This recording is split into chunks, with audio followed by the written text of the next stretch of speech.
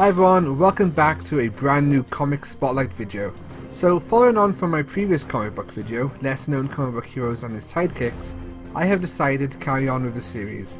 This time around I want to take a look at a character called Genius Jones, also known as the Answer Man. And just because we share a surname is not the reason I chose this character. Okay, maybe it is.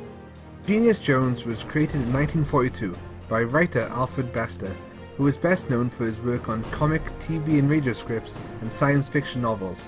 Born in 1918, Alfred did right up until his death in 1987 at the age of 73. During this period, he is most famous for creating the Superman villain, Solomon Grundy, and for his novel, The Demolished Man. I first came across the story of Genius Jones within the pages of issue 77 of Adventure Comics. Of course, most of you will associate Adventure Comics with Superman, but in the earlier comics, stories surrounding characters such as the Sandman, Shining Knight, Starman, Manhunter, and more were featured. Johnny Jones is a young boy who becomes shipwrecked on a remote island with only 734 books to keep him company. Being the sole survivor of the disaster, he is forced to hunt for his own food and survive while desperately hoping a help will arrive. With not much to keep him entertained, Johnny reads all the books 5 times over until he has them memorized. These books seem to be of a scientific nature, with subjects from Einstein's theory of relativity to other chemistry texts, giving Johnny quite a high level of intelligence. He is rescued from the island when he sees a passing ship. In doing so, he burns all the books to create a fire in order to signal it. Back home, armed with a lot of knowledge but little money, Johnny sets up a stand, calling himself Genius Jones, and offering to answer all questions for a dime. Oh, but half price for children, so only a nickel. However, when one question he's asked leads him to do a bit of investigating, Genius Jones becomes the Answer Man, donning a pretty ridiculous costume consisting of purple tights, a red cape, rubber boots, and a crash helmet that some actors give to him. His only formal suit was ruined by wrecked paint, so he has no choice but to don the costume and become a hero.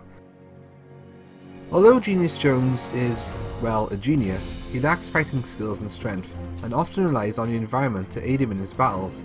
Because of his small stature, the Answer Man often ends up in perilous situations.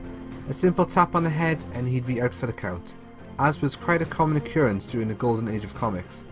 But whatever trap he found himself in, he would use the knowledge he had learned to escape it, whether this was by calculating angles or by using any other useful tips he had gained from his time on the island. For example, in issue 9 of All Funny Comics, within the story of When the World Was Warped, the Answer Man ends up captured while on an investigation and ends up tied up with a sword suspended above him. The sword is being held by a block of ice, which when it melts will impale our hero. However, Genius Jones starts blowing the sword until it begins to swing, then calculates when the ice will melt and the position it will be in order to fall and cut him free. The stories of Genius Jones have very clever and fun titles, such as Did I Ever See a Dream Walking?, The Adventure of the Runaway Calculating Machine, Battle of the Pretzel Benders, The Case of the Gravy Spots, and one of my favourites, Fish Are Such Liars. In this story, Genius Jones ends up driving over a strange egg that gives him a flat tire. Confronted by suspicious men, he decides to keep it when they attack him. Later, the Answer Man gets captured by the men who attacked him and is left tied up. Meanwhile, a trout has been watching these events unfold and ends up freeing the hero. For helping out, the trout is given a medal, which he proudly shows off to his friends at the end. There are many more fun and strange stories like this one, and you can find Genius Jones in Adventure Comics from issues 77 to 102. After this, the comic would swap characters with more fun comics, as they felt Genius Jones was more humour than a superhero drama. Superboy and other well-known heroes would now replace Genius Jones. Genius would feature in more fun comics from issue 108 to 126, and also featured in All Funny Comics from issue 1 to 16. First appearing in 1942, Genius Jones would make his last appearance in the golden age of comics in late 1947. That was until he resurfaced. In 2007, Genius Jones appeared one last time in Tales of the Unexpected, from issue 3 to 8, in a dream sequence which shows Jones on a desert island he was originally shipwrecked on. Once again, he offers his services to Dr. 13, another forgotten comic character, for his usual fee of 1 dime.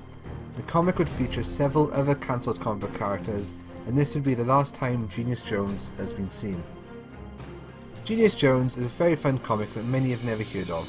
This is probably due to the fact that he never had his own full-feature comic and appeared on very little comic book covers.